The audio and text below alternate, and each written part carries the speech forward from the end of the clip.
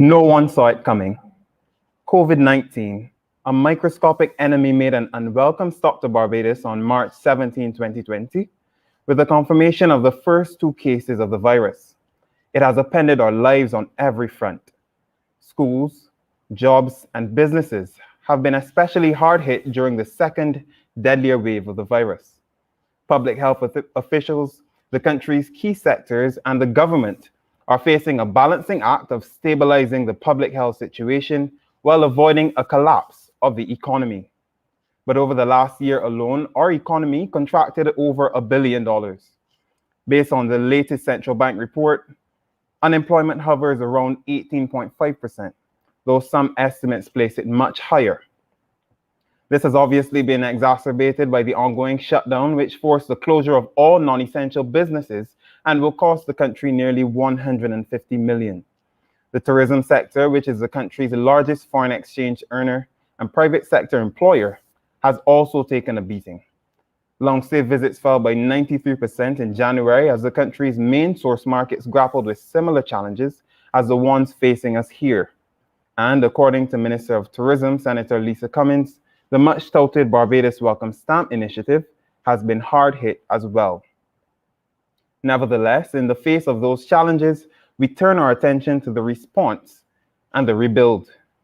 COVID-19, what now? What's next? That's the topic we will be exploring for the next 90 minutes with an esteemed panel who have their pulse on the issue. I'm Kareem Smith, and joining me is Minister in the Ministry of Finance, Ryan Strawn, President of the Barbados Association of Medical Practitioners, Dr. Linda Williams, the General Manager of Atlantis Submarines, Roseanne Myers, who was recently appointed Chair of the Barbados Tourism Marketing, Inc., and last, and by no means least, we have President of the Barbados Private Sector Association, Edward Clark. Of course, we invite the viewers to be a part of the discussion and to place your thoughts and questions in the comment sections, and we'll have as many answers as we can. First, we'll take a break and continue the discussion as soon as we get back. The Barbados Public Workers Cooperative Credit Union, this is where you belong. Over the years, we cared for you to help you meet your needs. We're trustworthy, dependable, so you can grow financially. The Barbados Public Workers Cooperative Credit Union. This is where you belong. This is where you belong.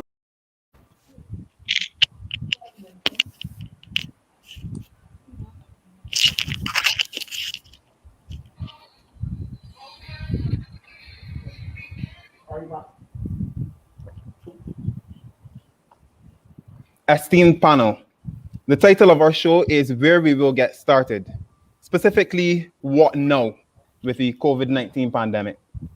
Let's start with the Dr. Linda Williams, President of BAMP. Dr. Williams, on one hand, we found ourselves back in the throes of a second lockdown that was tightened this weekend and continues at least for the next 7 days. We just heard Minister Bostick give us a status report, and the outlook is quite grim. On the other hand, we also have a business sector that has continuously pushed back against the dreadful idea of economic stagnation, so to speak, and what that could mean for the future of business and employment in Barbados. No doubt there's an indelible link between health and the economy. One of the positives we've seen over the last few days is that our testing capabilities and our backlog is cleared, and we are currently up to date, making way for a more accurate look at our metrics, like the percent positive and the R rates, that will determine the next step depending on the direction in which they trend. What do the preliminary numbers tell us about the likelihood of a return to business from the 29th of this month? Thank you for having me, Kareem. Let me just state, first of all, that while we are seeing an improvement in the numbers, we're seeing an improvement in the reporting, I should say. We still have to be very cautious in terms of our interpretation of where we're going. We have been talking a lot recently, I've been hearing a lot recently about metrics to measure how we get out of lockdown or how well we are doing. And I see that you have begun the discussion right off the bat with a discussion about the R rate and the positivity rate. Um, in order to get an R number, which is basically a reproduction number, that's what the R number stands for.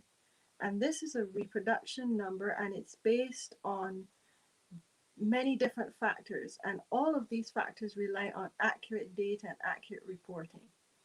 So if you do not have data that can be reported for each day, it is very difficult to come up with such a metric. And also the R number is what we call a retrospective metric. So it looks backwards, right? It looks at what the trend is like, and it builds a model based on the death rate, based on the accurate rates per day, etc., etc. So it doesn't really tell us what is happening now. It has its limitations.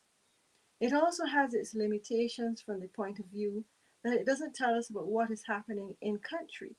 The R number is an average rate of number of people that could be infected from a single case. And we would like to see that R number to be less than 1. Because in an epidemic, if the R number is less than 1, it means that the epidemic is not spreading. But if it's greater than 1, it continues to spread. Now, it is limited because it doesn't tell us anything about clusters within the country. So it's an average. So if you have large clusters going on in your urban areas, but very few cases in your rural areas, it doesn't tell us about that. And it also doesn't take into account the fact that COVID-19 is a disease that is not spread by everyone who has it. But among the people who have it, there are people who we call super spreaders. And those super spreaders are capable of generating a much higher number of persons that are infected from them. So although there's a lot of focus on our number is not a perfect, or it's not even an excellent metric for looking at where we are. The other number that you mentioned there is the positivity rate. And the positivity rate is basically simply the number of positive cases out of the total cases that are measured in a period. So if you have a positivity rate, the WHO says that the measure that you want to aim for is a positivity rate of less than 5%. Okay? Now, when you have a large backlog, it's difficult to say what your positivity rate actually or actively is because of the number of cases that may be in that backlog that you don't know anything about. What we have seen just from looking at the positivity rates that have been reported over this period, we have fluctuated between 5% and as high as 13 and 16% on some days. In the last month, or I should say the month of February, it's hovered around 7.4 to 7.5%. And so those numbers are above what we would like to see. And the positivity rate is also influenced by, whether or not you're selecting the sickest cases to be tested, how robust your numerator and your denominator figures are. And that depends on how many cases you can assign to each day. So although we have these statistical metrics, we could use many others as well. Cases per 100,000, population, many other statistical metrics. The fact of the matter is the decision as to whether or not we can continue or we should end lockdown is not so simple as numbers. You also have to look at what is your capacity in country. How well are you doing with contact tracing? How well is your lab testing going to continue, and whether you can scale up that lab testing? How well are you doing in terms of bed capacity for your ICU cases? What is your human resources like? How stretched is your ability in country to manage the other types of diseases apart from COVID-19. And these factors, no matter what your statistical numbers are, these factors are also major determinants as to whether or not the lockdown has been successful or not. Because even if we do everything else and we have statistical numbers that are sort of lining up, but our health sector or our capacity to cope as a country with the burden that COVID-19 has placed upon the health sector is so great. If our capacity is stretched to the limit and the burden is so great, then we still have a major problem. Now, we are well aware that wealth is a determinant of health. And obviously, if the wealth of the country slips, the health of the country slips. So that's another factor that has to be weighed very carefully in this. So it's not just a matter of we bang this number down into where we wanted it to be, and we got this number aligned to where we want it to be. It's a total perspective that determines where you go as a country. And of course, everything has to be taken into consideration. Okay. Stick a pin. I understand what you're saying, Dr. Williams. Believe me, I do. But again, the business community has continuously pushed back against the idea of a shutdown. And even when the business community has said, okay, we understand that the situation is somewhat spiraling and we need to pause, they're still asking for something definitive, a benchmark, so that they can plan. And I think that that's reasonable. And this has been the difficulty with COVID-19 all over the world. Let's not isolate ourselves by only looking at Barbados. This same debate has gone on in the UK, the US, Australia, all over the world. The same issue, the same discussion. What do we use to measure how we are and where we are and how much we should release our restrictions? That same discussion is going on all over the world. Should we lean entirely on an R number? And epidemiologists all over the world are going to say the same thing. It can't be just that, because that's not how COVID-19 operates. It's not a one-on-one, two people get infected from two people get infected from two other people. There are other factors, and it's a worldwide debate. And we must also look at it practically from a resource point of view. What are our resources saying to us, and how well are we doing with managing those resources? Okay. I'm going to invite Mr. Clark to step in here. You are the head of the Barbados Private Sector Association, and last year really and truly has been business unusual. There's been literally no escape. And given what Dr. Williams has said, it is possible that we may have some time yet before we get any type of a return to normalcy. Give me paint a picture for me of what the business community is coping with at this point in time, and what would businesses like to see in terms of getting some kind of certainty as to when things might return to a sense of normalcy. Well, Kareem, 2020 was a very difficult year for business in Barbados, both large and small. And we saw the big drop off in the economy. There's no doubt where the GDP went. We have heard all that news already. But now 2021 has started even worse. When you shut down businesses for a whole month in what used to be the peak of the tourist season, you can understand that it has a big impact on any business. One of the issues that we're facing is that, and Dr. Williams just mentioned it, and you mentioned it. We don't have any certainty. Nobody has certainty. We don't know how to plan. I know nobody really understands the full gamut of COVID yet, and the impact on the economy and the lives of Barbadians and the globe. But we need to have some better idea on when will Barbadians be able to say, well, we have succeeded or we have not succeeded. And we were asking for that prior to the lockdown, and we're still awaiting that. We were hearing about the positivity rate, the R rate. I know Dr. Williams is adding other things. I can understand the resource issues. Everybody would know that we have resource limitations. But there needs to be some way that we would know, well, this is it. ladies and gentlemen, this is what we have to aim for as a country, and this is what we are doing. Business in Barbados is going through hell right now. There's no doubt about it. And as a result, employees are at risk. The future employment of Barbadians is at risk. I know many people don't want to hear that, but it's the reality of the situation.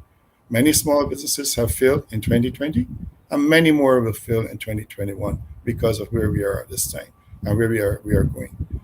So I don't know what else to say at this time, Kareem. I mean, it is a disaster right now, a very terrible start for the business sector in Barbados, and we have to hope that we can come out of this in the very near future. Okay, we'll get back to you on that a bit later in the discussion, but I'd like to bring in Ms. Myers right now, who has spent quite a number of years working in the tourism sector, and a sector that perhaps has felt the impact of the lockdown like no other. This week, the BHTA announced a fall off from all major source markets in the range of just over 90%, which is unheard of, really, especially at this time of year. Ms. Myers, can you just give us an idea of how tourism, which is our largest sector, how has it been coping? Hotels, resorts, attractions, how are they coping with the lockdown and the uncertainty? To be honest, Kareem, it is very difficult, but I have to tell you, listening to Minister Bostic say that we aim for 20,000 vaccines by the end of February is the only way a tourism person can focus and keep from going insane, because that is the light at the end of the tunnel, and that's what we need to focus on. We are at the mercy of a virus. We have a possible way to protect ourselves. It is unimaginable that we would be in a position in February 2021, 1 year later, to actually have vaccines in arms. So in order to keep positive, that really is what caught my attention. The fact that we're on lockdown is a good thing. The virus was out of control. We needed to lock down. So from managing the virus, I think that that's absolutely the right thing.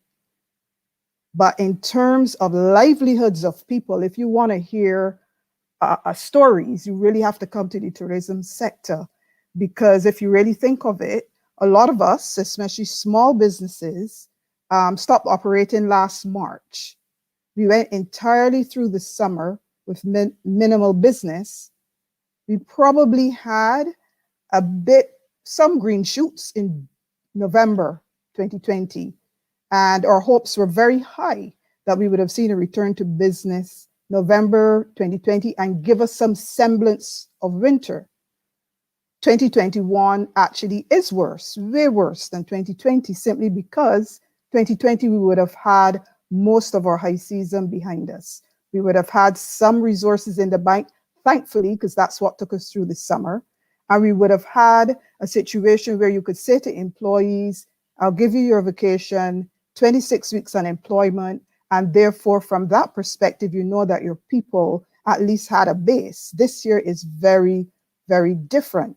And when you look at hotels have been able to pivot, some of them to be quarantine centers and isolation centers. Not all of them, but some of them. Some of them have benefited from some of the nursing staff that came in, the Cuban nurses, the Nigerian nurses, and the ones that are nimble have been able to really rejig their product to be able to do what is required. I was interested to hear the Minister Bostic speak about giving some opportunity for people in homes that may be very, very small curtilage who may be infected to go into a facility in a hotel. I think that that's absolutely something that the tourism sector will facilitate, because at the end of the day, we have to help the country to beat the virus. We have the rooms and they're empty. So we need to be able to do and pivot and do what we need to do. That's one side of the business. Look at Atlantis as an attraction. Look at the catamarans and so on. What people forget is that 50% of the business for a small attraction, for attractions, is actually the cruise sector. So Corey, when you spoke about 93% loss, the cruise ship has been 100% loss from March last year. No cruise business. And at this point, I can't sit here and tell you that we will definitely have cruise business in Q4 2021. So you're gone a year, and you're going into another cruise season, and there's no certainty there.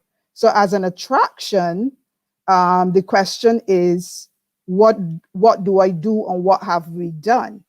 And what I've been saying to people is, when you do risk management and when you look at crisis management, ask yourself, what do I do if I lose my revenue for 9 months? It really goes back to what financial safety net do you have? What resources do you have? Who you can call on? What you can negotiate? So if you look at attractions and catamarans, there was a lovely picture I saw of a Coast Guard boat in the shallow draft. All the boats are in dock. We're in dock. You know what they say about a boat in the water?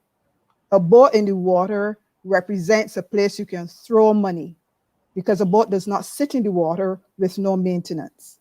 So you have to do stuff to all the vessels to keep them in a condition that, one, they don't stick on you, so you have to keep monitoring them.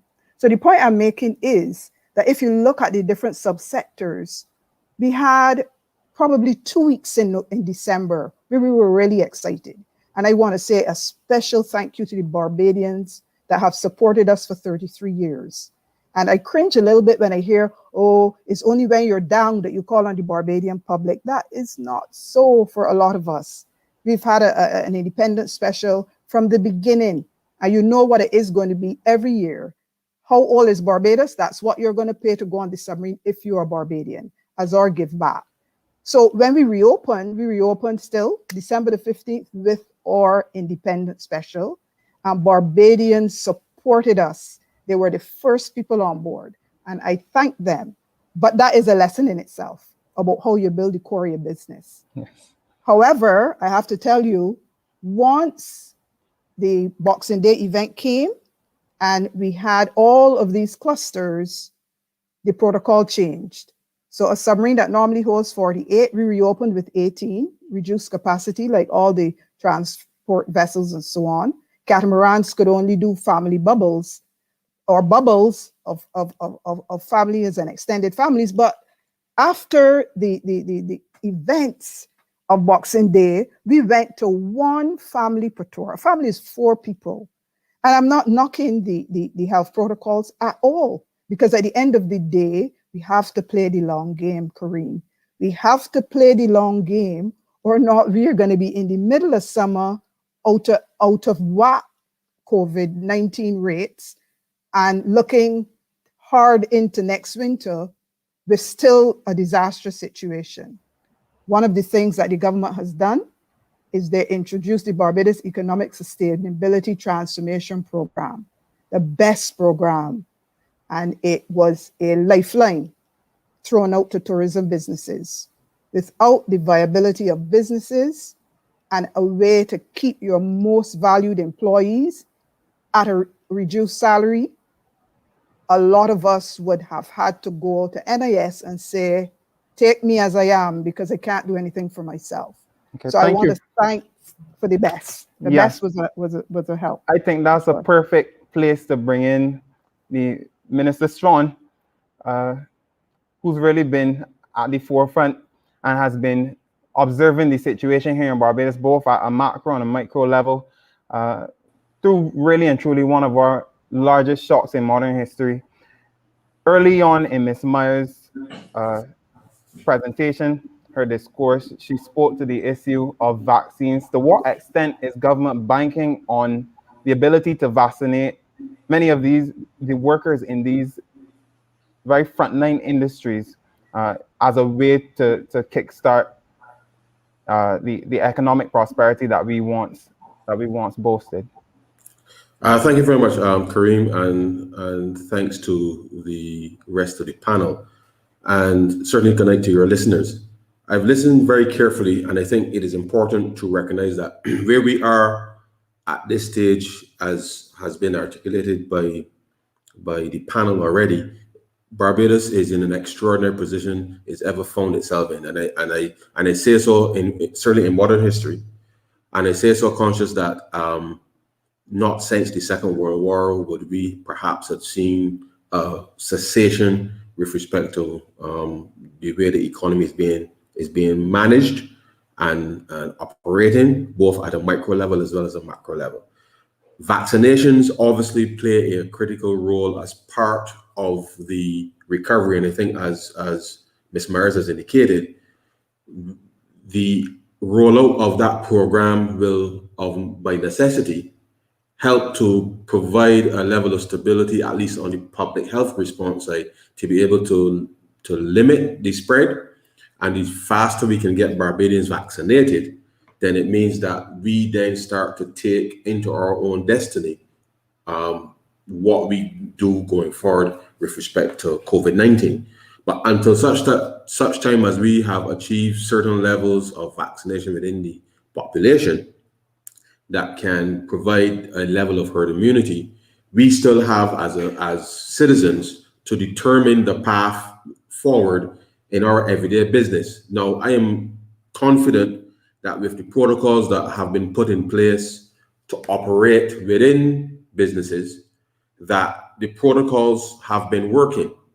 The challenge lies in instances where Barbadians are pursuing leisure, and to that, and the extent to which the lack of the enforcement of protocols within the leisure side of our activities is really the cause for concern.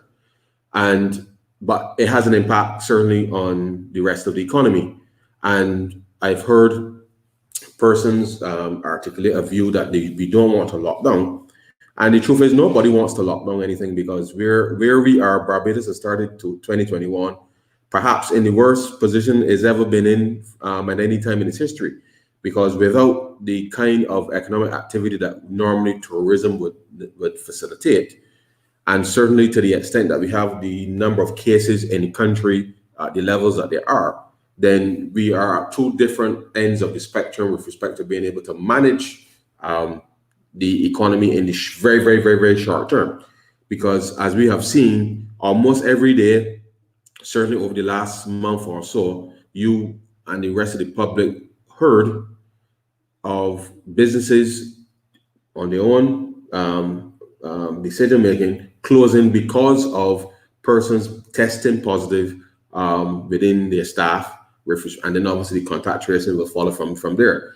And therefore, to the uncertainty that certainly Ed referred to for planning, a business cannot plan effectively, and certainly government cannot plan effectively if citizens, when they are away from work, are not necessarily adhering to the same protocols that we would adhere to if we are either going to work or going to the supermarket or any other place of business.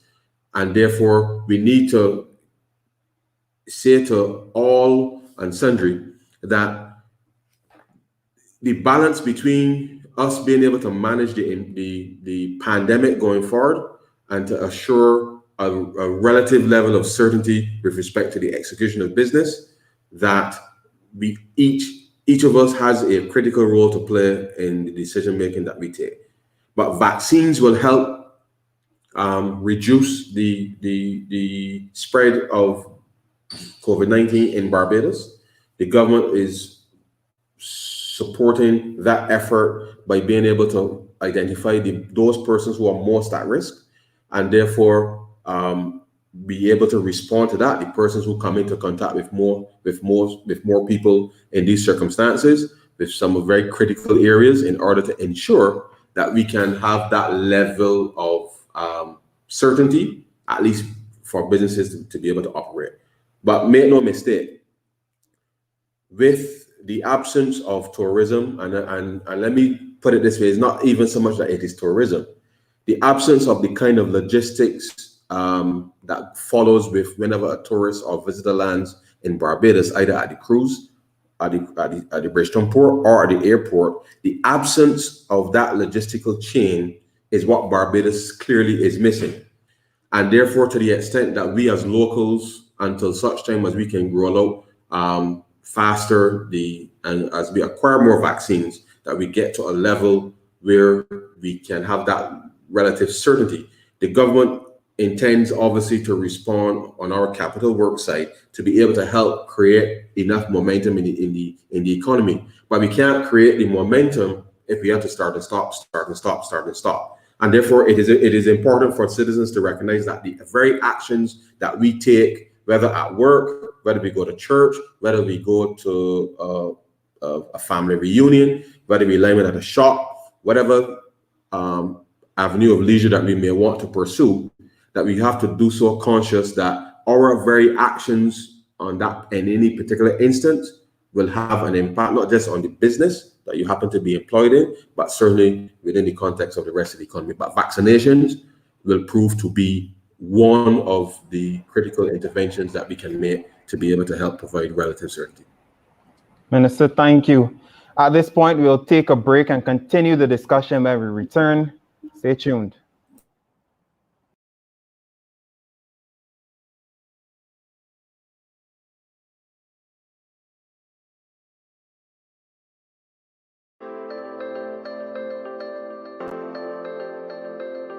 Yo, DJ Puffy here. Never will I again take a hug for granted. I never thought the day would have come when we would miss greeting each other. Yet, here we are. The Barbados Public Workers Cooperative Credit Union. This is where you belong. Over the years, we cared for you to help you meet your needs. We're trustworthy, dependable, so you can grow financially. The Barbados Public Workers Cooperative Credit Union. This is where you belong. This is where you belong.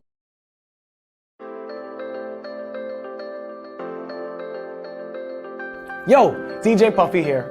Never will I again take a hug for granted. I never thought the day would have come when we would miss greeting each other. Yet, here we are. And just like me, I know that you're tired of this pandemic. Let's show COVID-19 who's boss and the power of humanity by And we're back with our edition of COVID-19, What Now, What Next? I want to continue the discussion that we started with the minister. And just for some context, last year, we saw a situation in March and right down till about June, where government was asked to spend millions to secure medical supplies, protect vulnerable households, assume payroll responsibilities for some hotels, and provide a large amount of unemployment benefits to Barbadians. So my first question coming out of the break for you, Minister, is this. Can you tell us exactly or approximately how much has been spent by the government thus far, especially going into this second wave, to respond to the COVID-19 crisis? Have we been able to start to quantify that amount?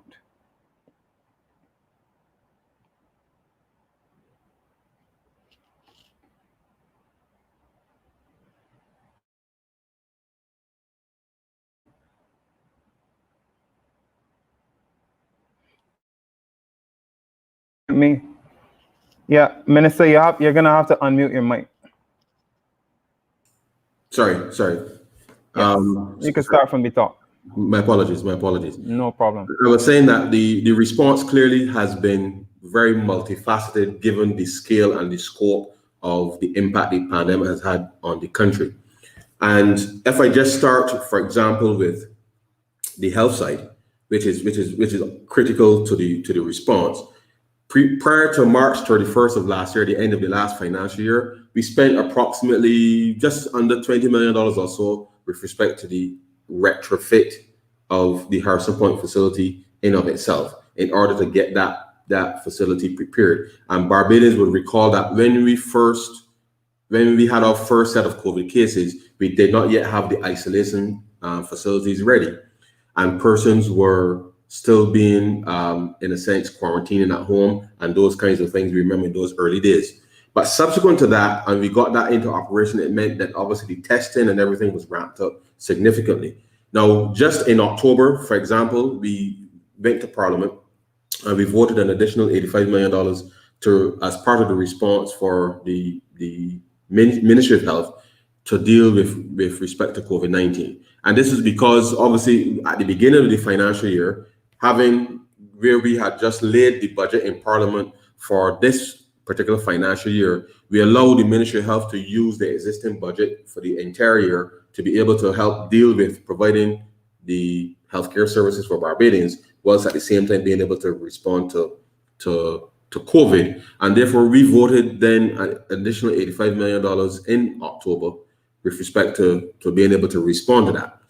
Now, and just a few weeks ago, in response to the actual spike and this second wave, if you call it that, of COVID-19 in Barbados, we voted an additional $37 million to the Ministry of Health and QEH to be able to again deal with a number of the issues that obviously they've been confronted with: the increase in testing, the increase in PPE, the increase in doctors and nurses, and the isolation facilities that had to be stood up with respect to responding to that. And therefore, those costs actually are directly in a sense related to the number of Barbadians who have become infected.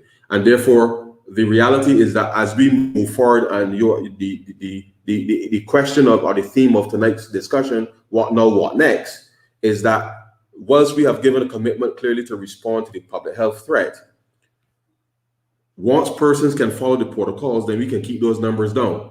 And in keeping those numbers down, it means that we don't have to spend the money on health in terms of responding for testing and PPE and all of those things in the way that we have been doing, and that we can, in a sense, divert some of those monies to being able to help support individuals and businesses in this country. And so my plea to Barbadians this evening, for those who are listening, as I've been consistent all along, the government will continue to fight COVID-19, but we determine exactly what the money is spent on. And the reality is that there's only one pot of money. And therefore, we want to focus on how do we continue to drive as much domestic economic activity, which is critical if the virus does not keep spreading. And what is it that is required for the virus to not spread? It means that all of us as Barbadians have to follow the protocols very, very, very deliberately, very intensely, in order to ensure that whenever we want to go and do our leisure, that there is no virus in Barbados, and that therefore we can, until vaccinations reach the level that makes us all comfortable, that we can get through. But outside of that, the national insurance has as a result of the unemployment, certainly has spent more than over $100 million in unemployment benefits to Barbadians. With respect to tourism and the other support measures, those continue to be about $3 million a month with respect to those who are engaged in the BEST program. And we're continuing to support in other ways. And when we do the appropriation bill in Parliament next month, there will be a fuller exposition in terms of what has been done so far. But the reality is that too many Barbadians clearly are suffering. A number of persons either have lost their jobs.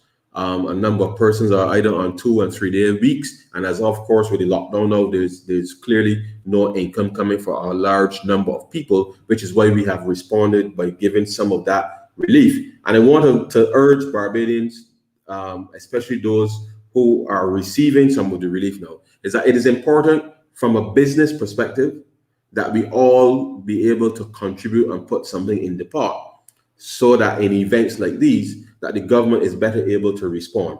But we will continue to provide the support that we can to help Barbadians through, because it is critically important that not just businesses, but individuals and households do not go under due to debt and insolvency and those matters, because at the end of the day, the country requires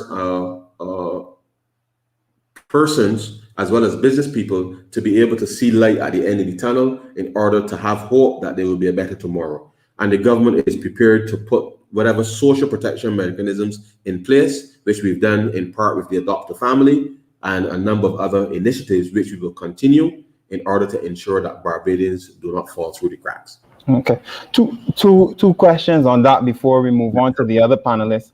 The first question is this: you said that government will continue to offer the social welfare that's needed to keep persons' heads Yes. above water. And well, the question is, how much longer can government continue to do that? And where is this financing going to come from? Well, there are a couple of things. Currently, we're in the process of looking at how do we create a framework that would allow persons to remain financially solvent, and there's a legislative path to doing that. But we're also looking at some numbers to be able to deal with that. But the reality of it is that we have built up a substantially large set of foreign reserves, in part because of COVID and the need to be able to deal with the shortfall in revenue. But because we are focusing on generating as much capital works on the government side over the course of the next 12 to 18 months, that we need the cooperation of Barbadians so that we don't have a stop and start approach to this. So because we need to create and gain some momentum. And in gaining momentum, it means that whether it's tourism properties or any other business in Barbados, that we will see an uptick with respect to the level of activity because money is circulating. So the reality is that we will be relying on Barbadians to go about their business, whether at work or even their leisure, away from work in their communities, to act responsibly and to behave responsibly, recognizing that their own individual circumstances will be better served if we all understand the framework under which we're operating.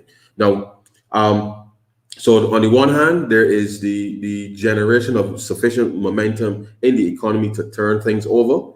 And then obviously with respect to the support that we continue to give on the social protection side, there is enough finance to be able to help us through that particular period of time. Now, the reality is that I don't want to get into the complicated way in terms of how we will deal with all of our national debt as we move forward because of COVID. But the reality is that for the average Barbadian and for the average business, it means that we now have to create enough space for them, as the government would have done with respect to its domestic and external debt restructuring, in a way that gives Barbadians enough space to be able to certainly stay current with their commitments. And I know that Barbadians like to pay the bills, and there's nothing more disconcerting with respect to being able to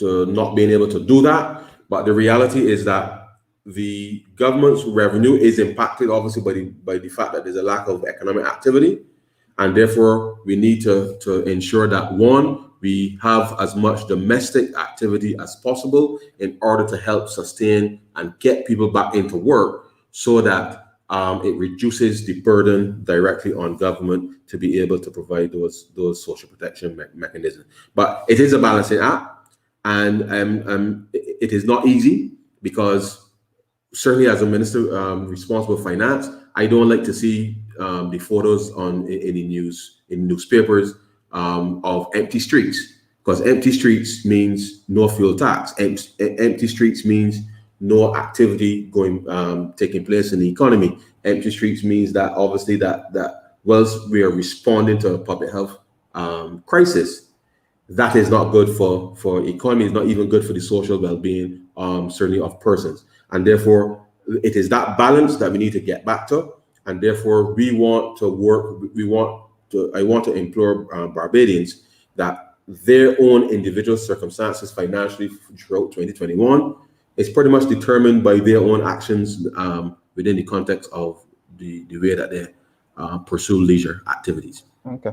Just one final question for you, Minister, on this topic, very, very briefly, because time is running away. But during the press conference last week, with the Prime Minister, she said that she would have been giving you responsibility for reaching out to some of the financial institutions to see if you could secure some of that relief that Barbadians and citizens and businesses might need at this point in time from the financial institutions, similar to the moratorium that we would have seen last year. Have you been able to make any headway where that is concerned? We are in the process, and it is certainly too early to signal to Barbadians what will come of that. But we are working, obviously, to be as comprehensive as possible to give enough certainty to allow individuals and businesses to know where they stand, and that those are the overarching objectives. Those discussions obviously will require a deeper dive with respect to data. But the intent is to create as much space as possible for both individuals and businesses with respect to their commitments.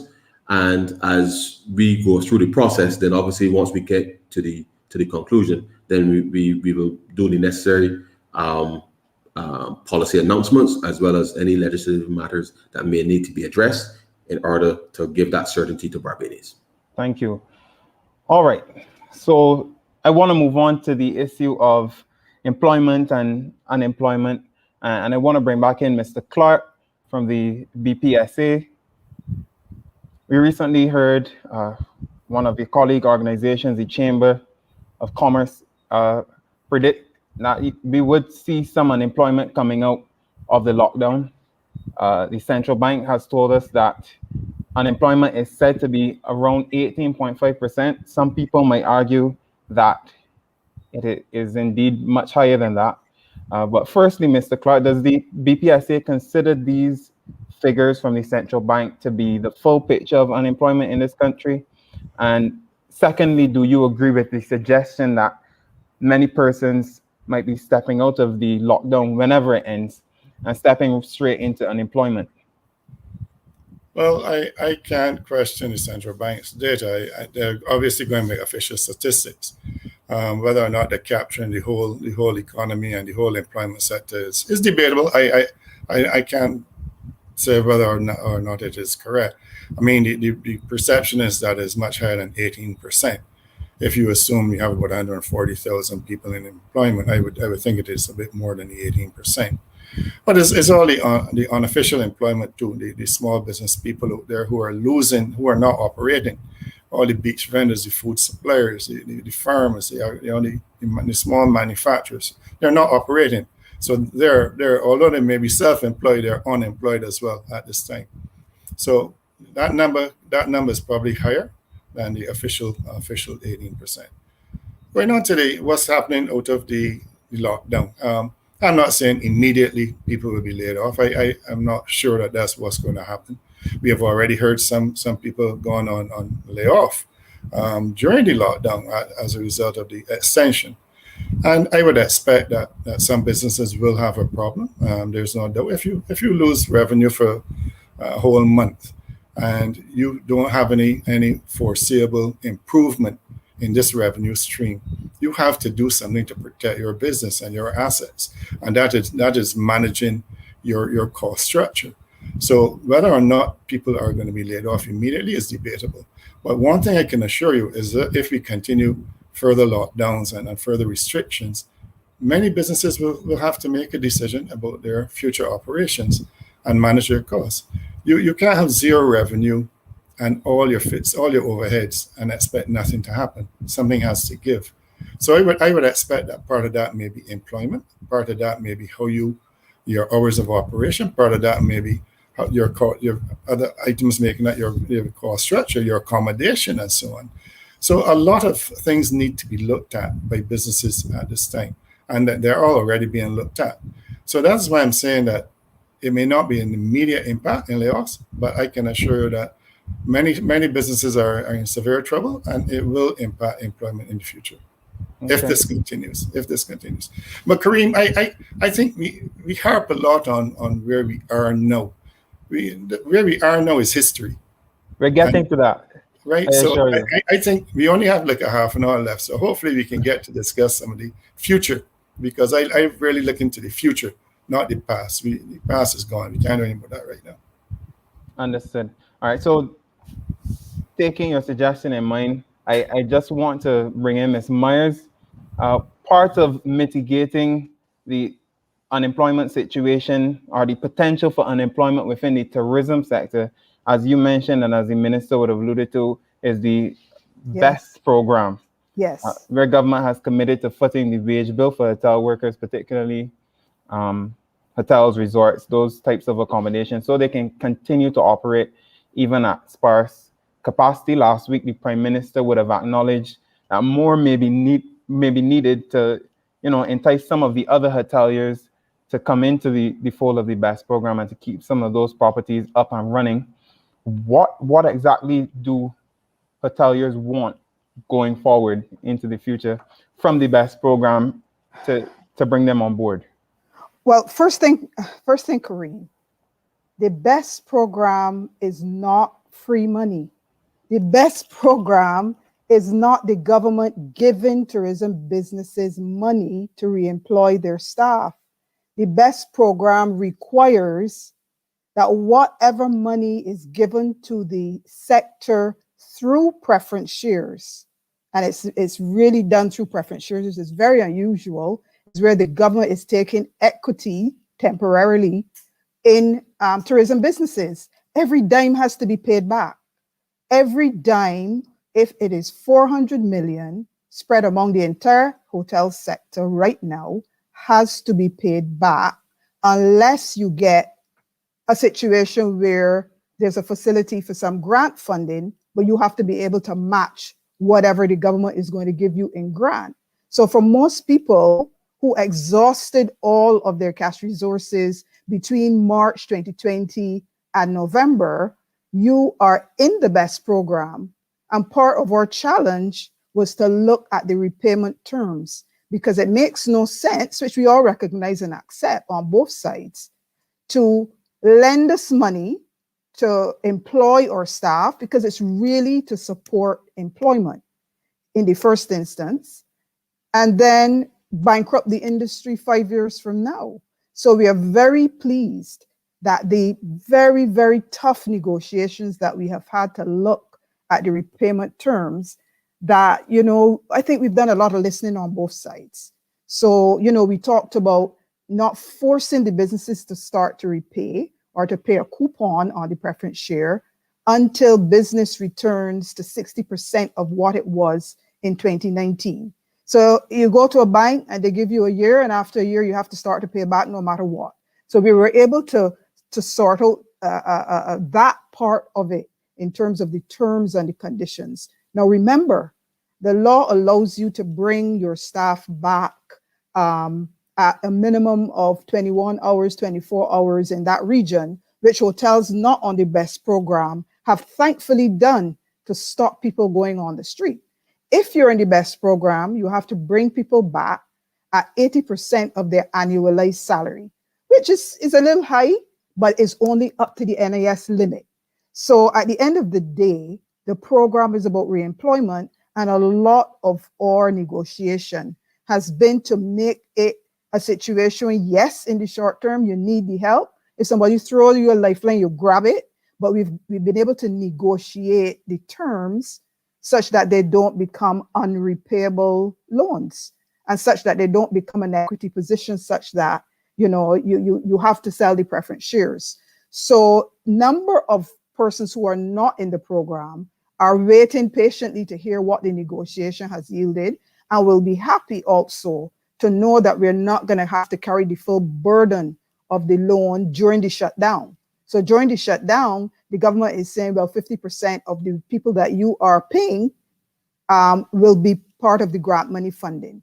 And then in the next 4 months, where none of us have any business on the books, we will do 60% will be paid by the business and 20% paid by the government. And those are the things that we have negotiated hard, because it is a lifeline, yes. It is the reason why a number of businesses are able to pay their people throughout a time where they have no money.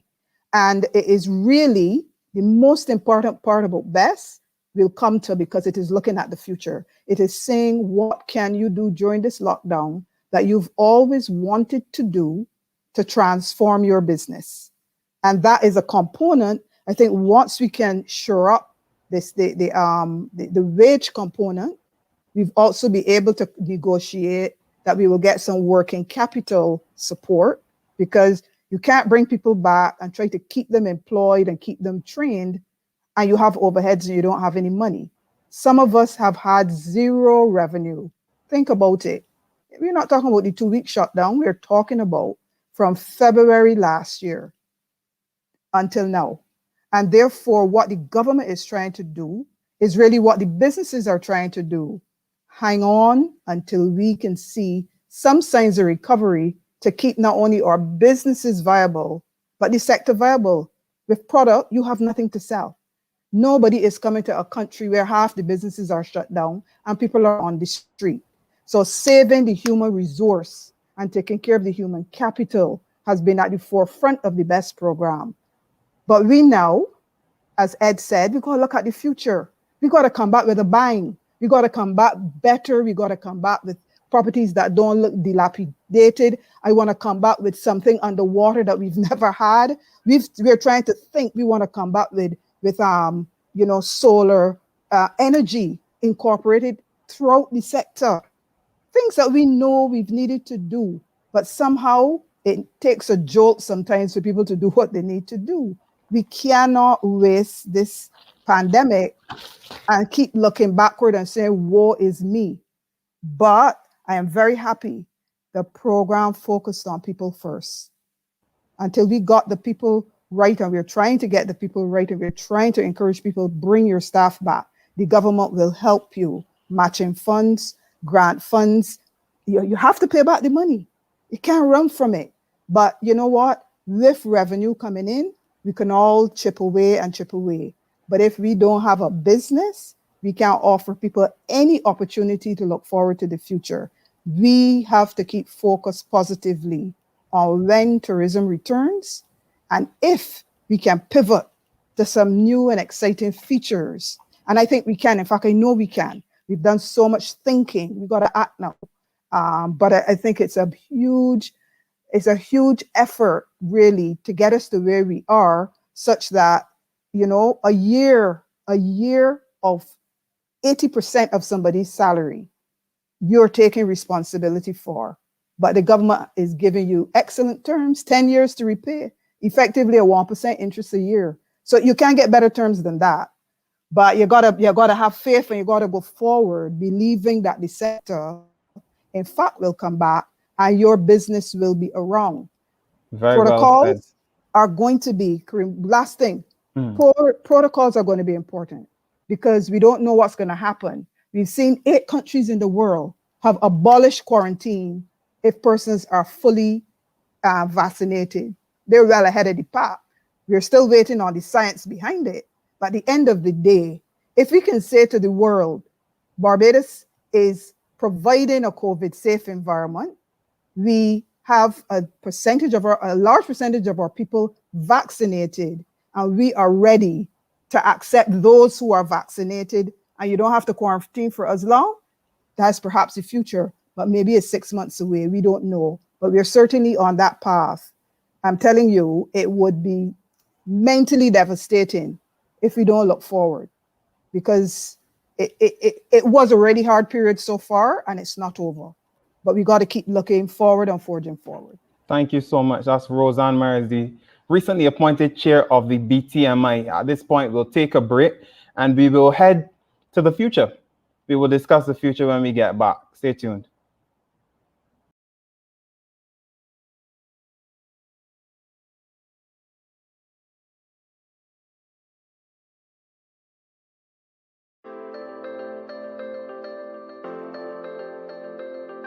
Hi Barbados, I'm Marilyn Rice-Boyne, President of the Barbados Association of Retired Persons.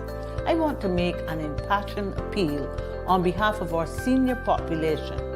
In this COVID-19 environment, our senior citizens and residents are most vulnerable. Let's keep them safe by keeping our distance. Call them on the phone, say hi with a video call, leave groceries and other essentials on their doorstep, or help them with their online payment and transactions.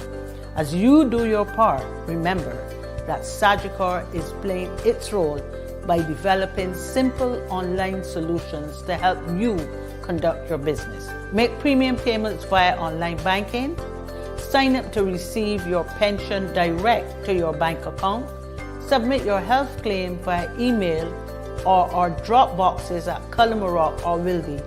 Have your queries answered by calling us on 467-7707. There are so many options. Let's all play our part to control the spread of COVID-19. Stay home, stay safe, stay covered.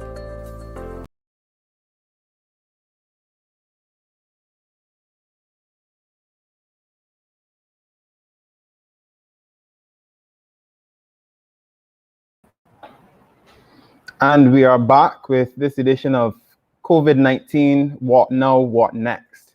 And we have reached the part where we discuss what's next. First, I want to bring in Dr. Williams, because at some point, sooner or later, despite the grim outlook with our public health situation, the country will have to reopen, no doubt, in a COVID-19 environment for mainstream business activity, and hopefully the tourism markets will rebound sooner rather than later as well. Now, Dr. William, it's clear that something went wrong somewhere along the line in trying to return to a measure of normalcy the last time around. From your perspective, what are some of the major mistakes from last time that we must take into account when reopening the country? What does another reopening to business and to tourism look like if we want to avoid a repeat of these waves of COVID-19? Right. So I am thankful for that question because it helps us to look back in order to look forward. Yes, we must focus on the future, but we must also realize, you know, where we could have done things a little differently as well. I call it the perfect storm because in about end of December, we had a lot of things going on. People began to become more relaxed about the protocols. The messaging was not as consistent. We were not hearing about, you know, the protocols and so on as much as we had been before. We became more relaxed at a time when there was an increase in tourism happening. There was also the possibility that the UK variant was also coming into play and greater transmission was occurring. BAM, as many of you know, was pushing for a long time for a longer period of quarantine on arrival. All of those things came into play at a time together, and that became what I call the perfect storm. And that led to a spike in cases. What can we learn from this moving forward? Well, now we have the vaccines being brought into play, but I just want to make it clear that unlike a measles vaccine or a polio vaccine, these vaccines are not a one-time vaccination. You get vaccinated against COVID and that's it forever. As far as we know, the science is telling us that there will be changes to the virus over time, and it will vary. And so revaccination always becomes a possibility.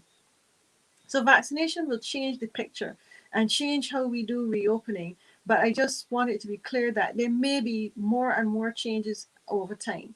Protocols and messaging can never let up. I want to agree with Minister Strawn that lockdowns, nobody ever wants to be in a lockdown position. But we have to bear in mind that there will be times if we see protocols and messaging flagging and people not following as they should, where we would have to go back and forward to more stringent measures. This is the pattern worldwide. So we want to reopen certain areas of the economy that we believe are safe first. And if we go to those areas of the economy, we can talk about doing things like reopening construction and things that involve outdoor activities, and so that some economic activity can get going in a safe way.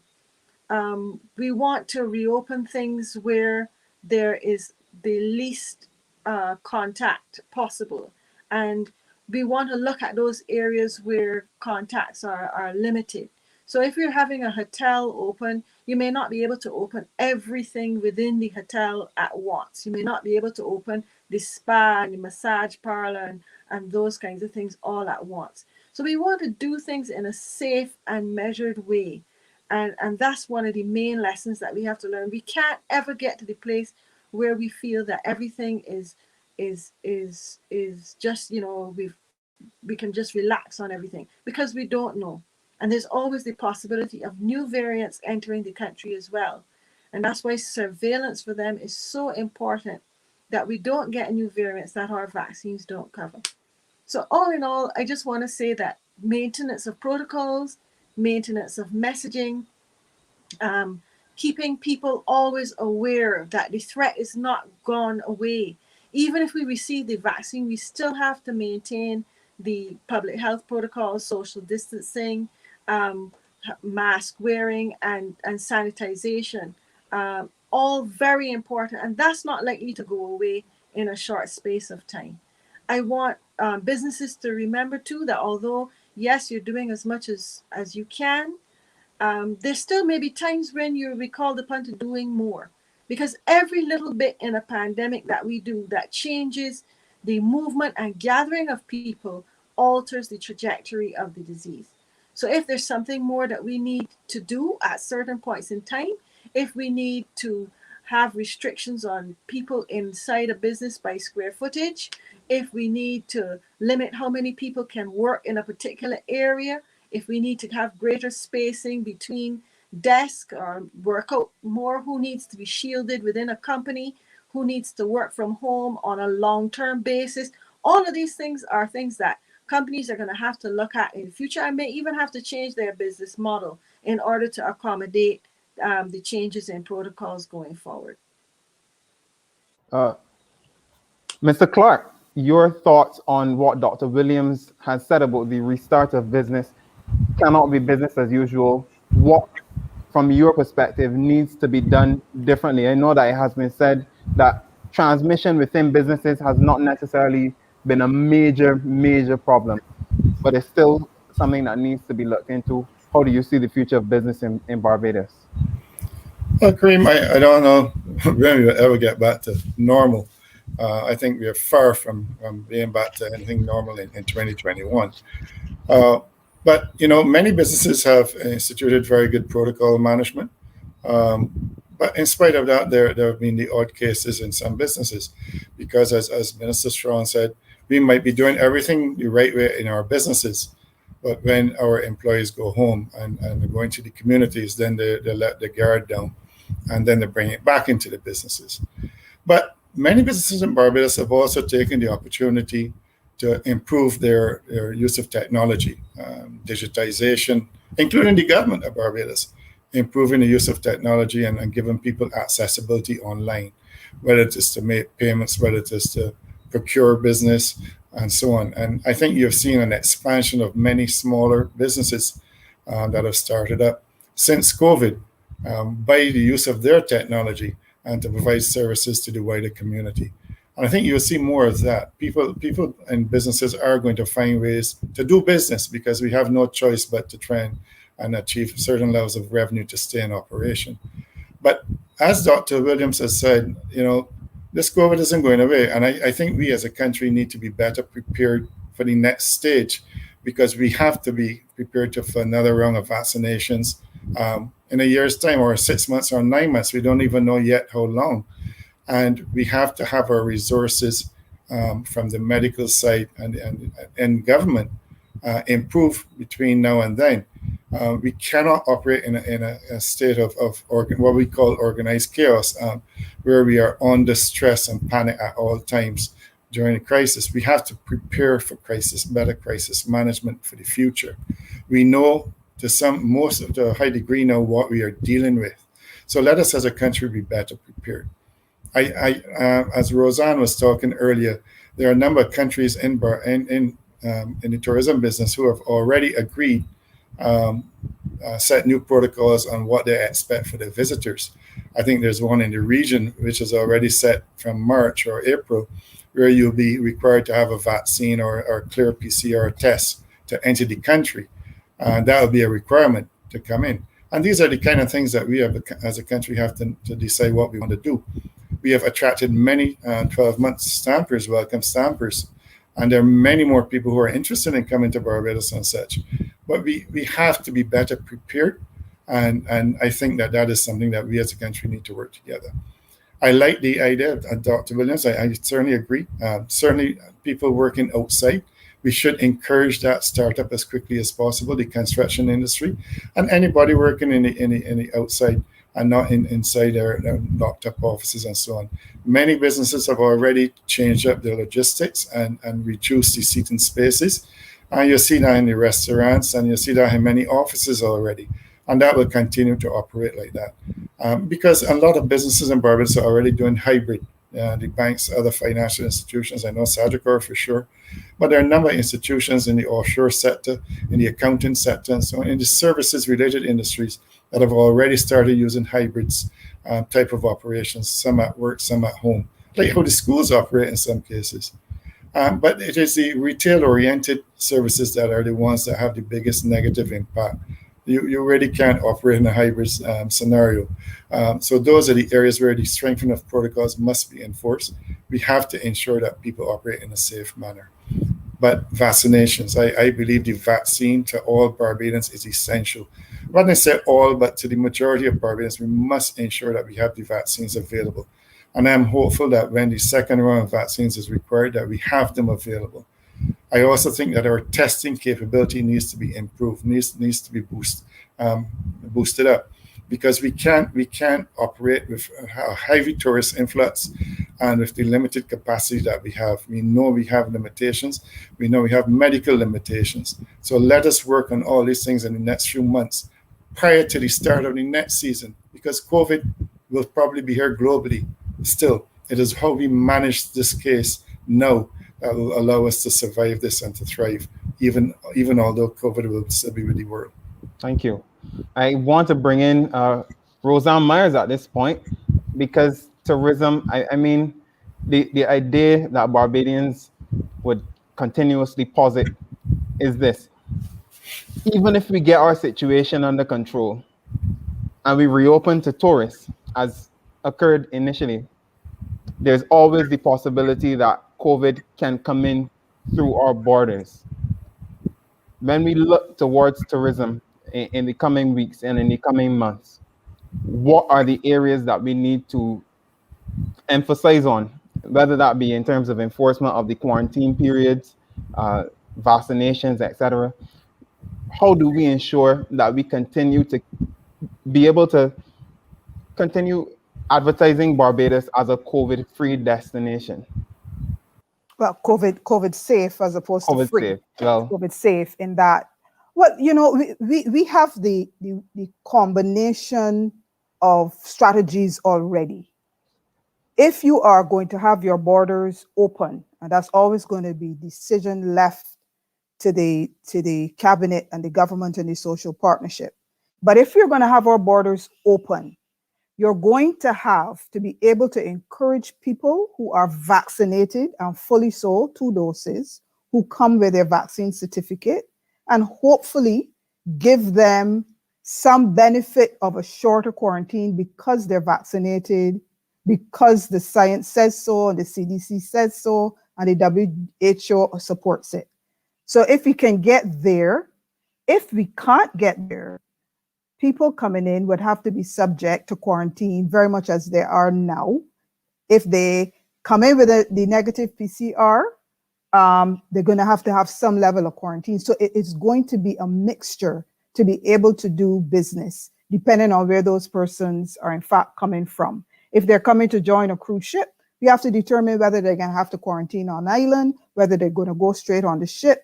At the end of the day, I feel very strongly that those decisions where we can make input and so from a tourism point of view have to rest with the Ministry of Health.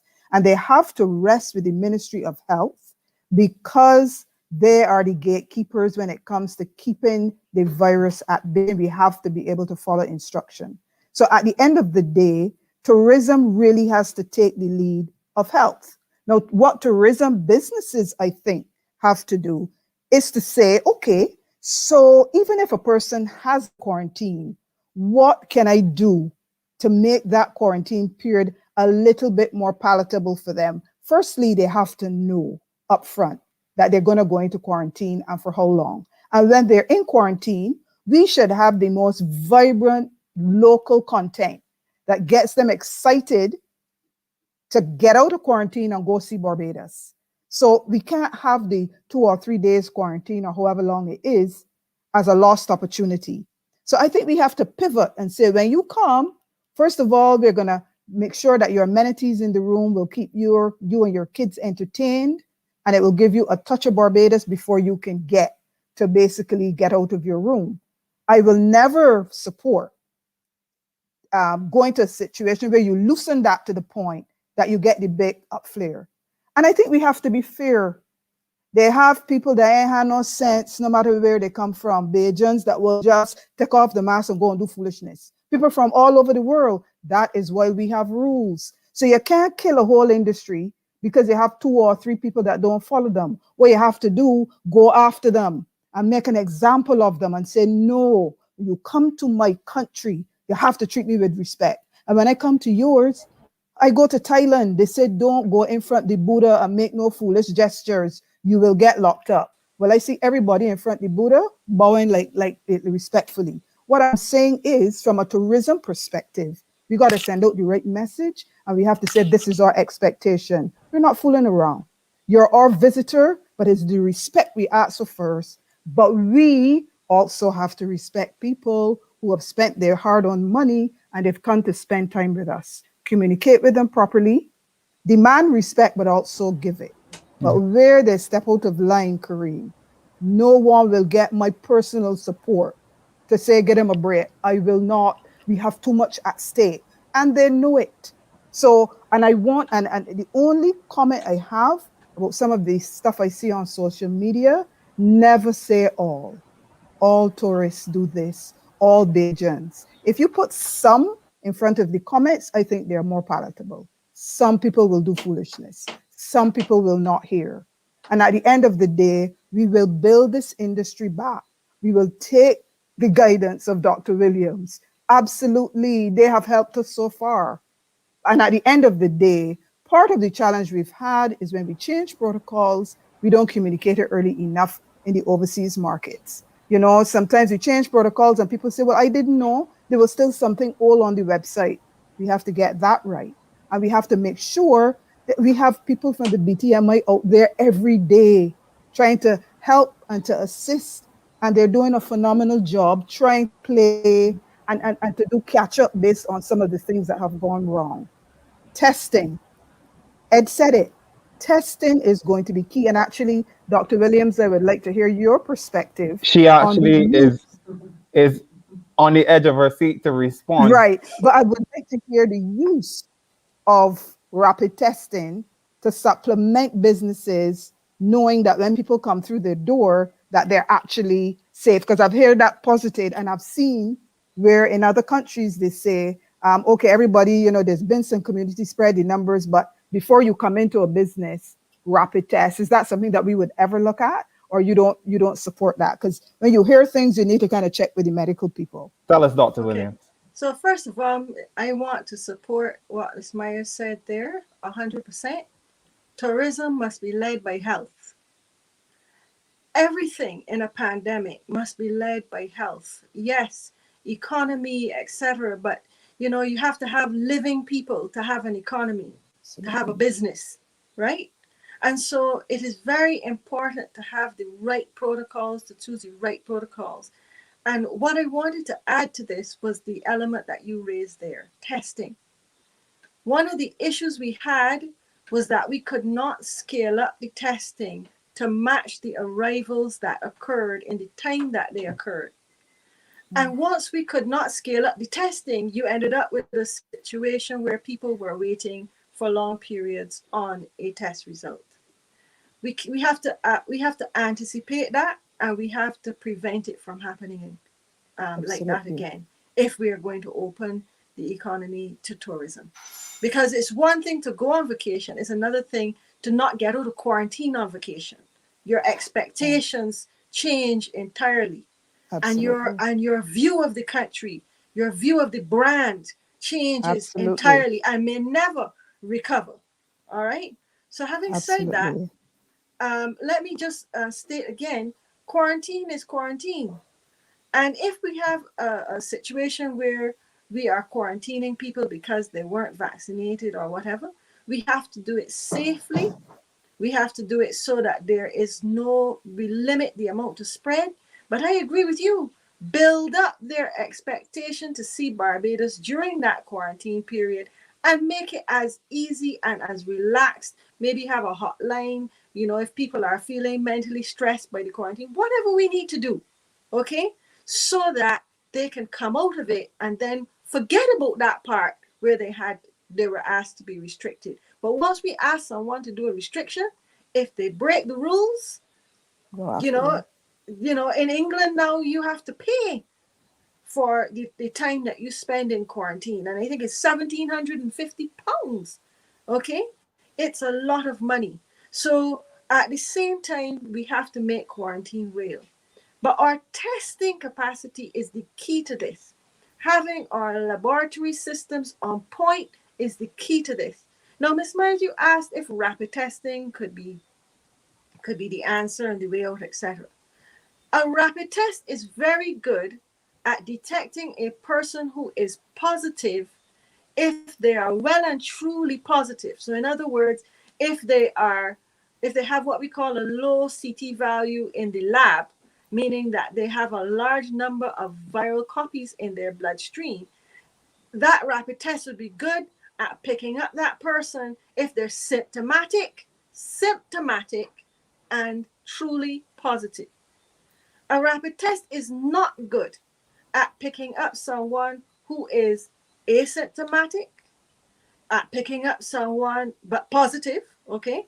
And it's not good at picking up someone who is symptomatic but earlier on in the disease or does not have that high viral load, and so they may also be what we call a false negative. So rapid test is useful in one sense, but it is limited. So giving a bunch of rapid tests to a business and saying, well, you go out and you test all of these people who are asymptomatic and does not really give you a real picture of what is going on.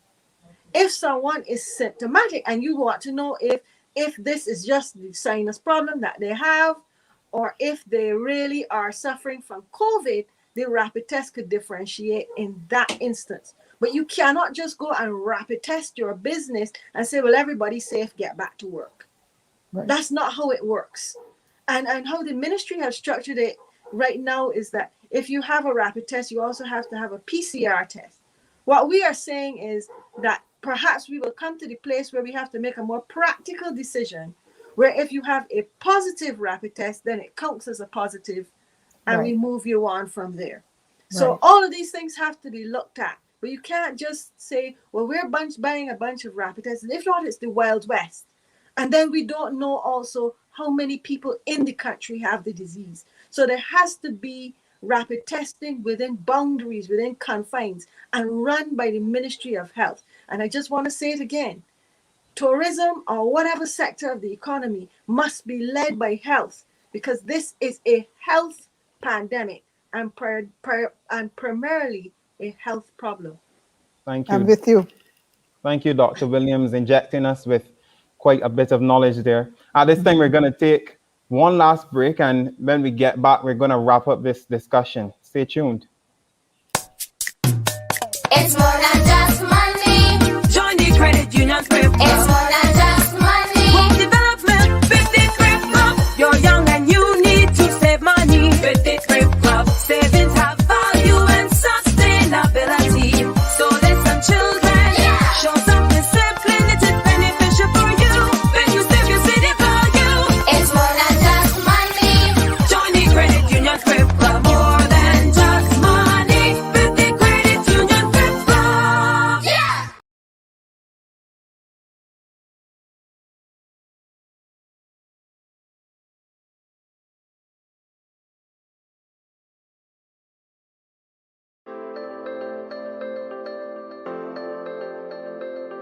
Yo, DJ Puffy here. Never will I again take a hug for granted. I never thought the day would have come when we would miss greeting each other. Yet, here we are. And just like me, I know that you're tired of this pandemic. Let's show COVID-19 who's boss and the power of humanity by each doing the right thing. It only takes one of us to save all of us. Until then, shelter in place or stay at home. Spend time with those in your household. Take this time to reset and relax. And don't forget to take care of your mental health. Surely, we can delay going out now so that we can do it later. While you play your part, know that Sagicor has you covered with many more options to do business with them online. Pay your mortgage using online banking. Get a motor quote through the Sagicor Go mobile app. Submit a health claim via email. Message them using WhatsApp for Business. For more information, go to sagicor.com/inthistogether. Let's all play our part to control the spread of COVID-19. Stay home, stay safe, and stay covered. This message was brought to you by Sagicor, wise financial thinking for life. And we're back with COVID-19. What now? What next? As we wrap up the show, I just want to bring back in Ms. Myers once again. I have another question for you, one that I believe most Barbadians will be interested in, and that has to do with the perception of tourism. You alluded to it before. The perception of tourism coming into this pandemic situation. The feeling that much is being given to tourism, a long leash or a long rope, so to speak, is being given to tourists, whereas Barbadians seem to be getting the shorter end.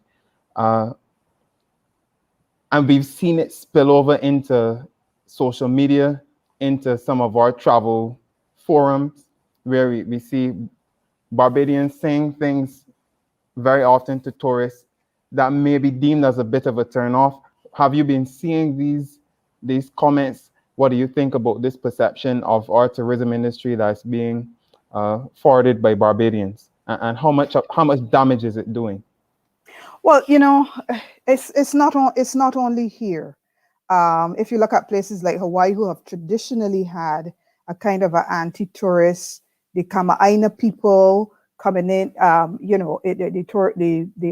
Hawaiians, as the Kama'aina people and the tourists coming in are not necessarily seen in the best light. So it has some history to it. Now, I quite understand the frustration. You're in a pandemic and the borders are open. People from other countries that have COVID are coming in and perhaps might have been a patient zero for one of the clusters. So I understand, but I stop understanding when in those chats, things get so ugly and go on for so long. I manage chats too. I manage 7 chats on my phone and Facebook pages on my phone, different things in the background as an admin. And I will tell you, certainly I had one instance that I always bring to mind where I posted a picture of a celebrity who was in Barbados. We to say, welcome to this lady. And the comments on the page were terrible. As admin, what did I do? You go on and you remind, with all due respect, take that behavior elsewhere. This person is a guest to our island. And if you want to be critical in that way for things that she's not responsible for, in describing her in a negative light, take that behavior somewhere else. Let us keep our behavior respectful. So I say to the admins of the groups, you don't have to cut off people and tell them or block them from the group. Establish the rules. And when people, I say on people's personal WhatsApp pages, Facebook and social media pages all the time. You come into a space where there's an admin and you start to go on and on and on with all the negative, painting everybody by the same brush, never saying some, always saying all, on both sides. I don't care what color your skin is, and I don't care where you're from. You have to respect other people's views and opinions. Once you've stated yours respectfully, that's fine. But if you keep going on and on, I think the role of the admin of these pages really need to say, look, is this really what I intended? And if it isn't, you know what? Go back and restate the rules.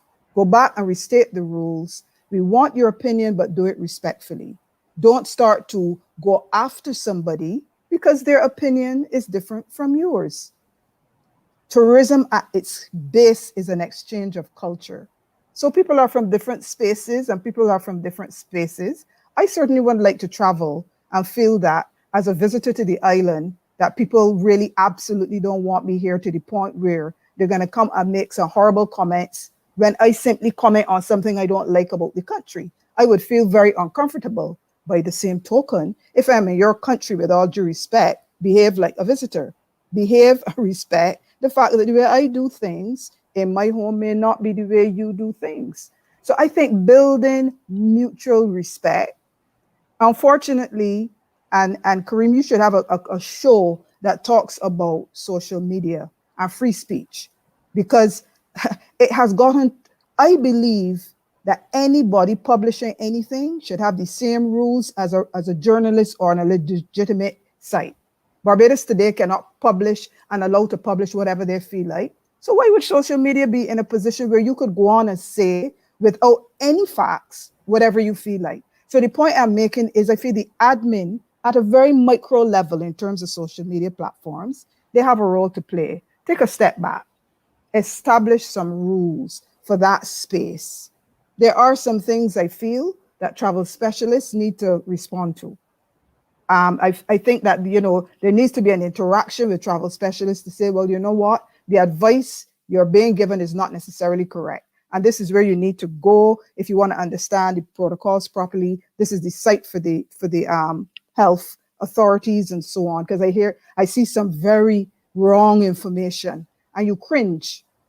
So I feel the admin person for the page, and maybe we need to get the admins together and help to strengthen their ability to respond in a way to bring the genesis and the reason for having the group back to the fore. Thank you. People want to vent though, and I think we have to find a forum for them to vent about tourism.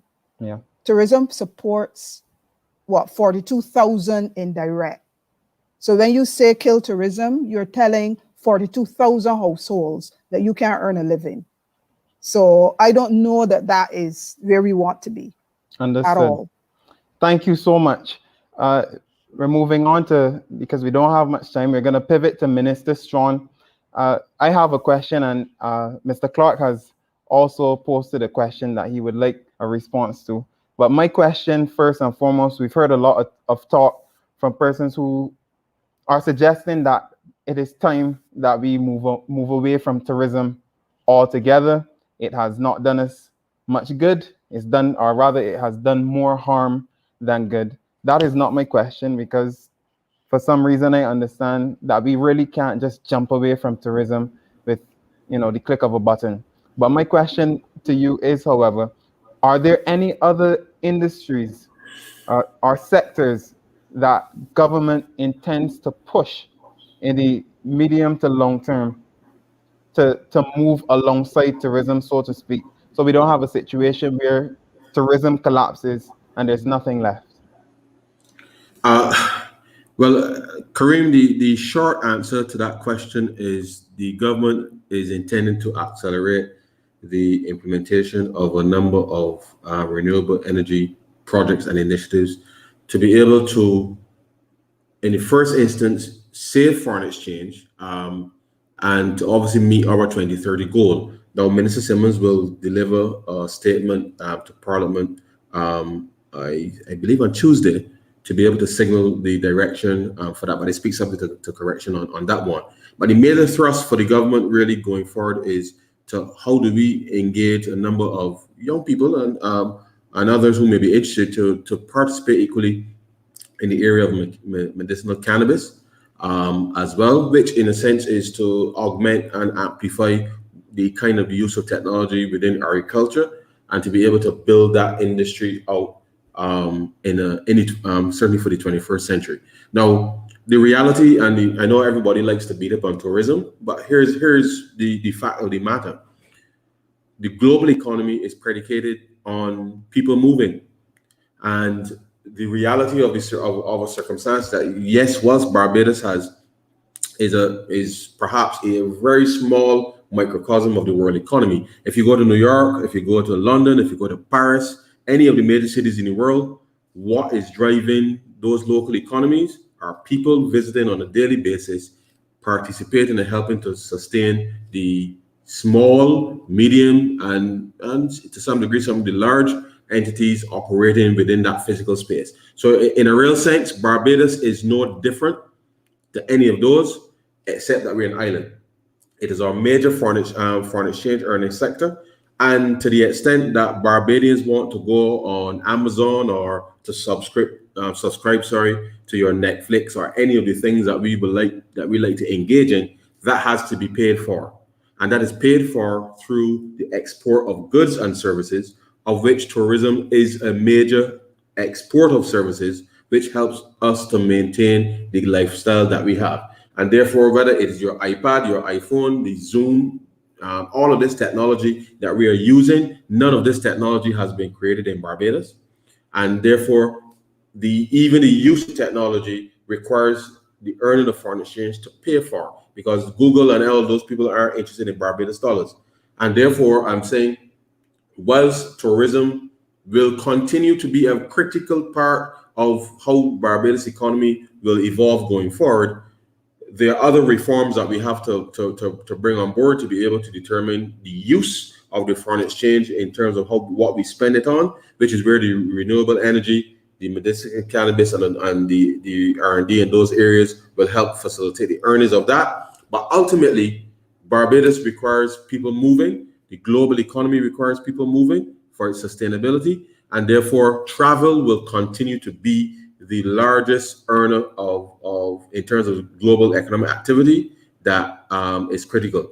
I'm seeing a comment come up about Singapore. The reality is Singapore is a logistics hub. So whether you're moving, and I go back simply to the point of logistics, whether you're moving people, whether you're moving goods, whether you're moving information, which is what the technology in a sense is doing, we all have to determine on which stream we will be. And therefore, we can't just say that we will take up something that Singapore or any other country has done. We have to craft for Barbados what will work. Tourism has been a major pillar of the development in Barbados. It will continue to be.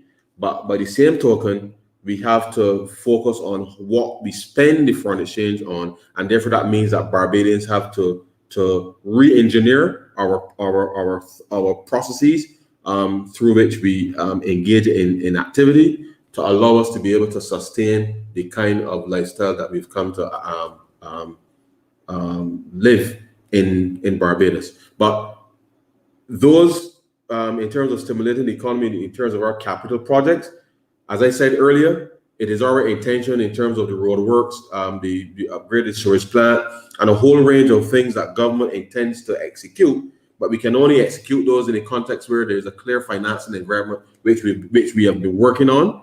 But we cannot execute if we have to start and stop. And therefore, it is incumbent upon citizens to help us create a new level of economic activity, where on the one hand, until there is a recovery in the global economy and a recovery back to the kind of levels that we are talking about. But I take Ms. Mary's point that once every business in Barbados, small, medium, large, hotel, or otherwise, that they are able to re-engineer their processes and introduce new ways of doing things, then it means the cost of executing that business will go down. It means that we'll be able to improve, in a sense, of profit margins, and to the extent then that we can employ more people or redeploy people to do different services within the context of the business, then that is where our focus is. And the government is certainly leading the way with respect to being able to transition to a much more technologically driven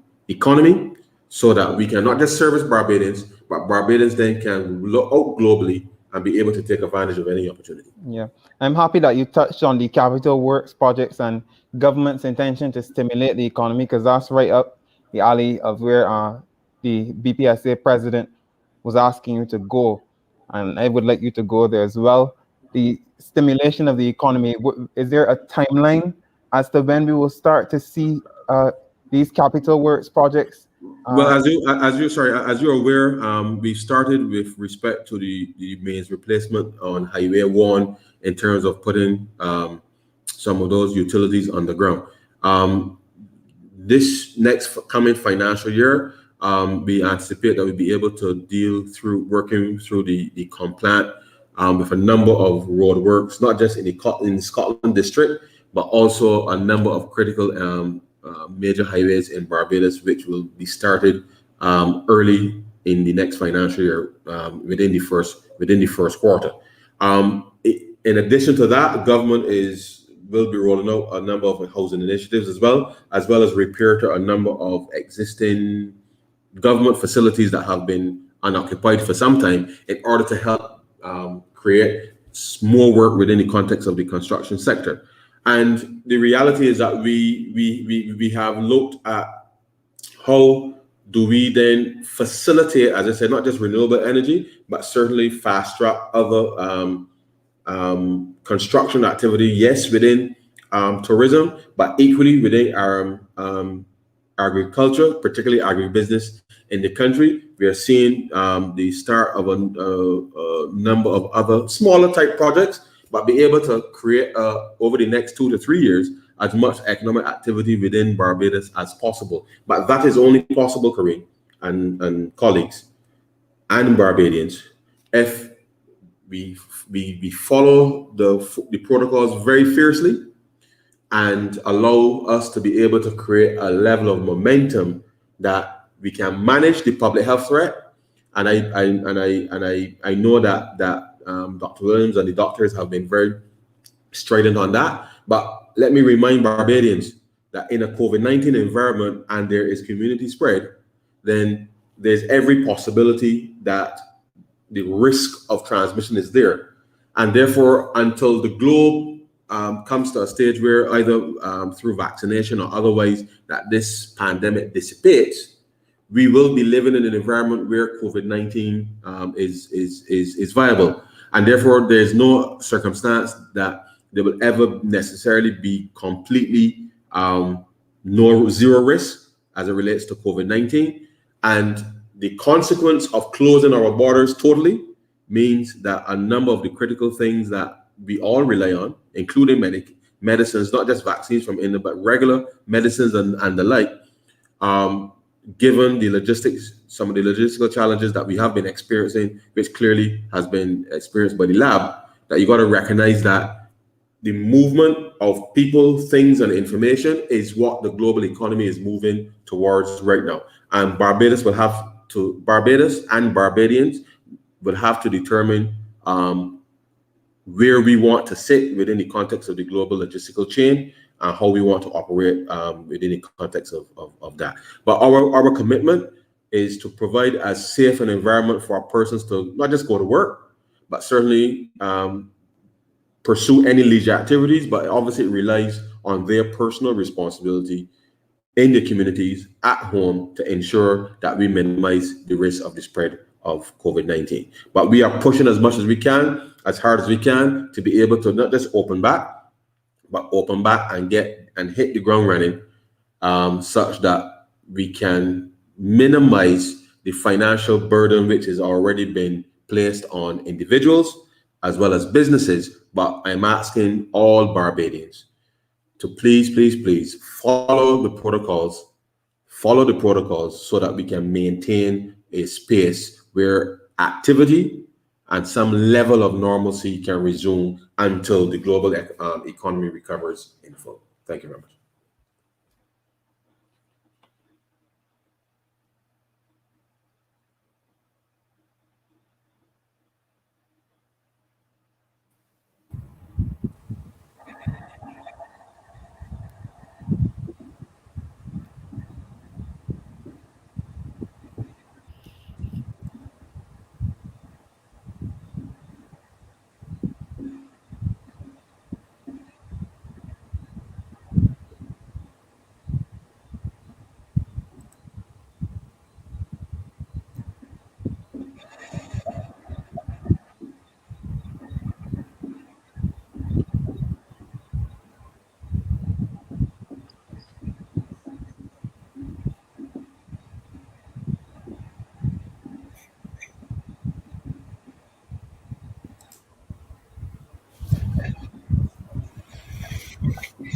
We start with Dr. Williams.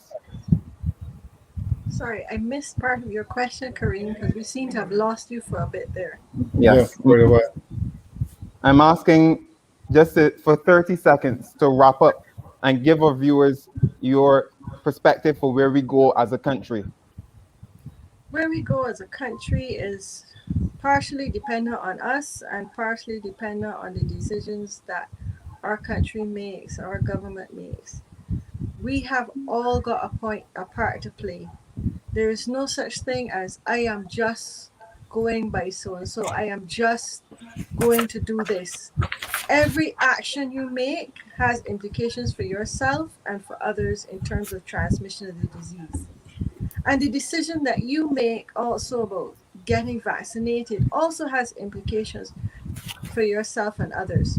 You would have heard about herd immunity, and that's a way of protecting those who can't get the vaccine by those who do. However, it takes about 60 to 70% of a population to be vaccinated to get herd immunity. And we have to really consider for ourselves what we are going to do, therefore, as a population in terms of getting vaccinated, because I know that there's lots of resistance in some parts of Barbados. So I want to encourage you to follow the protocols, to get the vaccine when your turn arises, and to not ever think that this is all dependent on someone else. It depends on you. And as a country, we have to pull together and make the best decisions that we can for ourselves and our economy in a health pandemic that is affecting the whole world.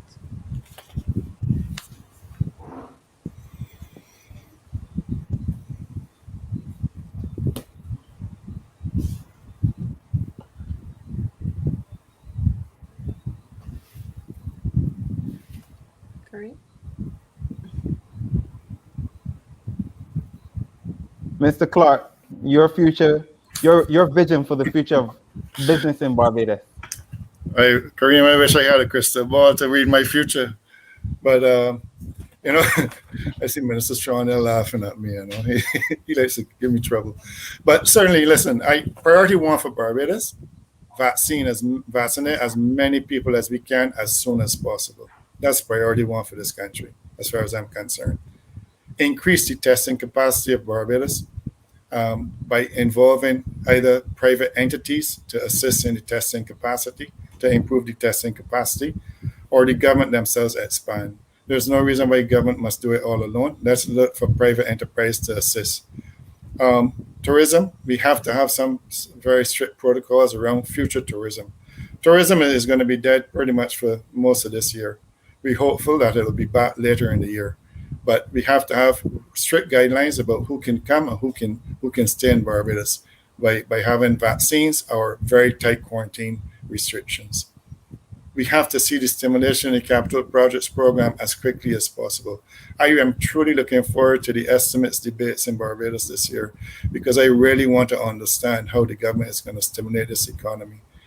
I know the government is going to be under severe pressure financially, revenue-wise, for sure, because if we thought that last year's revenue was a problem, this year's is going to be much worse than last year. So in addition to that, people have to follow the protocols. Mask up, sanitize, and not even social distance, physical distance yourself from other people. Assume that everybody has COVID and you don't want to catch it. So look forward to the government's program starting and really want to see vaccines spread across all of Barbados. And I encourage all Barbadians to do the right thing. Think about the risk you're putting yourself and your families and your friends under, and seriously consider accepting the vaccine as a solution to this crisis in this country.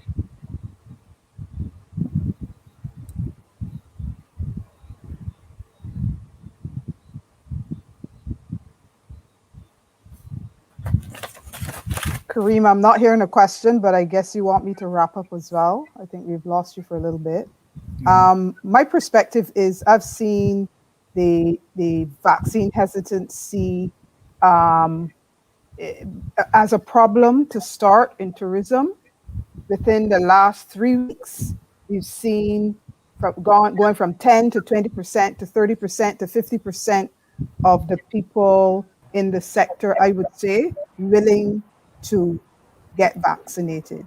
And that is a tremendous change from where we were when we started. I think tourism is going to see the majority of its frontline workers vaccinated if given the opportunity. And that's where we need to start. We need those people on the front line, like the health workers, to be protected. And the only thing we can offer them at this point is a scientifically proven vaccine.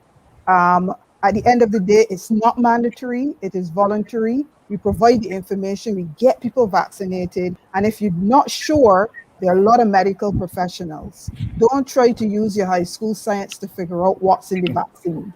Go to a medical professional and get help. During this period of downtime, where we have some, I call it, we have to get some thought leadership. So we're on a pause, we're on a break. We have staff that are necessarily not fully utilized. How can we retrain? How can we reskill? How can we reduce our costs by doing all the digitization and so on that we've spoken about, and that the BEST program actually allows or encourages? But how can we rethink what it is that we are doing and try to enhance it? At the end of this period, we've got to keep all our people safe. We should be able to come out with a few more skills than we went into it with, and some better product attributes. To be honest, my concern in the tourism sector will be for the people who've already lost their jobs. And I really feel that as an industry, we need to get together and say, where are those people? Or create some sort of a skills bank to capture those skills. Is there a way for us to reach out and help the people from our sector, the people that have given their lives? Is there somewhere for us to reach out if the business has actually not survived? A number of us, BEST program or not, will have to determine what our future is based on what the protocols allow. If the protocols allow only for one family per tour, as they did before the last shutdown, a number of us will not survive, because the BEST program is helping you with some of your, your salaries and so on, and yes, in a major way. But at the end of the day, you still have to support yourself to some extent with all of the other commitments that you have. So I think that it's going to be dependent on what happens when we reopen.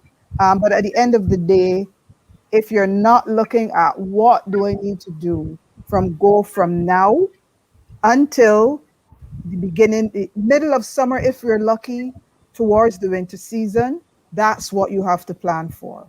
And I think that, yes, you take the opportunity to look at how you can reinvent yourself, but you're going to have some serious financial things that you're going to have to consider. BEST program is one. Going to your banking institutions will be another, but it is not going to be at all easy. Keep your staff safe first. That would be my suggestion to everybody. Keep your staff safe, keep them mentally engaged, talk to them often, because tourism is the hardest hit. Much as people would like to say that we need to replace the sector, you're going to have a whole lot of time to show how good you are and do what you can do in the other sectors. Tourism is going to come back slowly. So you have no excuse. Become the billion-dollar industry that you can be in agriculture, in international business, because you don't diverse an economy by getting rid of the one you have and adding three. You add three more to the one to make four. That's how you diversify. You don't kill one to get others. And I feel we can do it together. Stop the infighting. No need to fight tourism. 42,000 people depend on this sector. So what, you don't care about us because we happen to be in tourism? Come on. We have to stop the talk, turn it to be more creative. Tell us what we should be doing. That's what we need to reach out and say. You tell us what you think we can be doing in a constructive way. Maybe we can turn the conversation that way instead of the negative. Let us look creatively at what we can do together.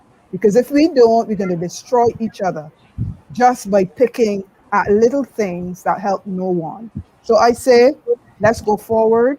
Let's do everything that we can to make sure that we're ready. Millions of people in our soft market have been vaccinated. Look at the numbers out of the UK. More people vaccinated than new cases. So we are on the track, but it's a long game we got to play. It's not easy. But Thank you so much. I have to say on the unemployment, we have to try and help the ones out there that have no jobs. I'm very, very, very concerned about that. Thank you. Thank you. Your final 30 seconds, Minister Strawn, your vision for the future of the Barbadian economy as we navigate this COVID-19 environment. Well, Kareem, we came to office 2 years ago, obviously faced with an incredible challenge to be able to move the economy forward. And COVID-19 has put a spanner in the works, so to speak. But we continue on the path to transformation. And in the short term, we will support families with respect to ensuring that the social protection mechanisms are in place to keep Barbadians' heads above water. Clearly, in the short term, a number of businesses will have to be supported, which we are working to be able to do in order to maintain as much employment in the economy as possible.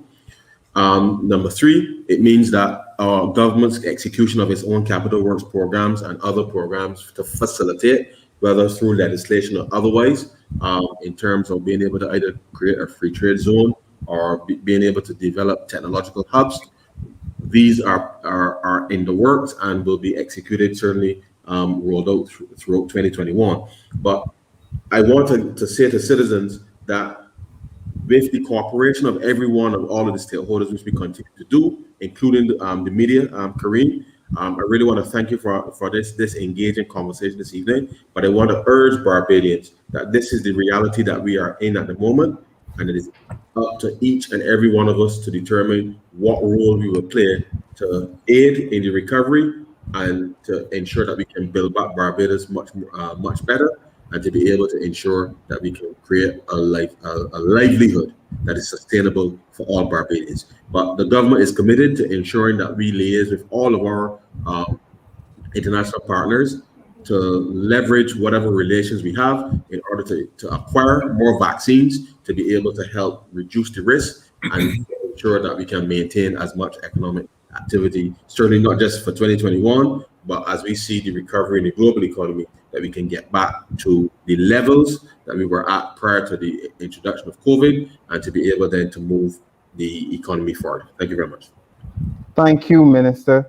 And that brings us to the end of our discussion on COVID-19, what now, what next. I want to say a very special thank you to our esteemed panel, our guests. We want to say thank you to our sponsors, and we want to say thank you to the viewers for sticking with us for this 2-hour discussion. From the management and staff at Barbados Today, I want to say a very good evening to you, and thanks for joining us. Thank you. Thanks. Thank you very much. Thank you. Yeah, thank you.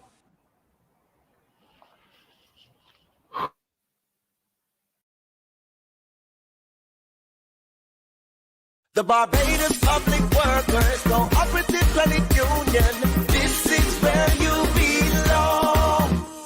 Over the years, we've cared for you to help you meet your needs. We're trustworthy, dependable, so you can grow financially. The Barbados Public Workers Cooperative Credit Union. This is where you belong. This is where you belong.